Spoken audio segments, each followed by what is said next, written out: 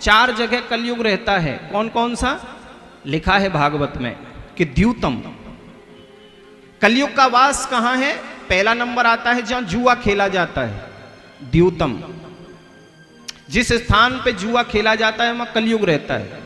पानम, जहां मदिरापान होता है, शराब पी जाती है, वहां पे कलयुग वास करता है। स्त्री, जहां व्यभिचार होता है वहां कलयुग का वास होता है।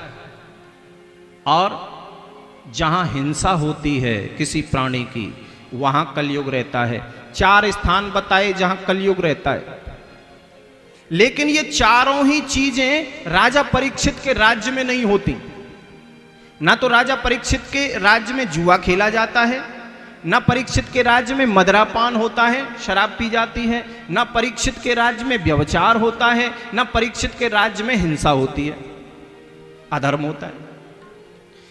इसलिए अब कलयुग कहता है कि मैं कहां रहूं जाके, मुझे भी तो कोई स्थान चाहिए।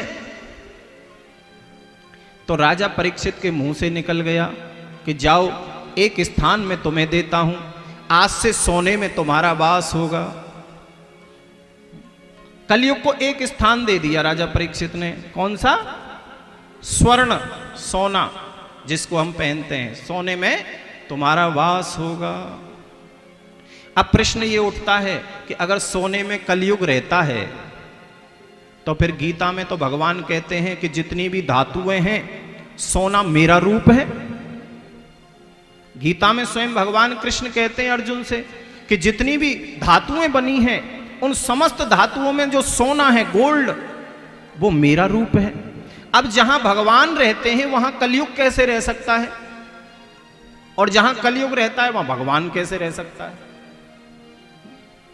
तो यहां पे संतों ने बड़ा सुंदर इसका निराकरण किया कि जो सोना बेईमानी से कमाया हुआ होता है, ध्यान देना, जो सोना बेईमानी का होता है, जो सोना चोरी का होता है, जो सोना छल का, कपट का होता है, उस सोने में तो कलयुग रहता है।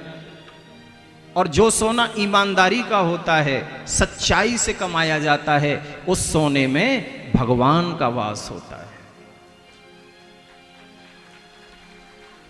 नहीं तो अगर किसी को पता चल जाए कि सोने में कलयुग रहता है तो कोई पहनेगा क्या?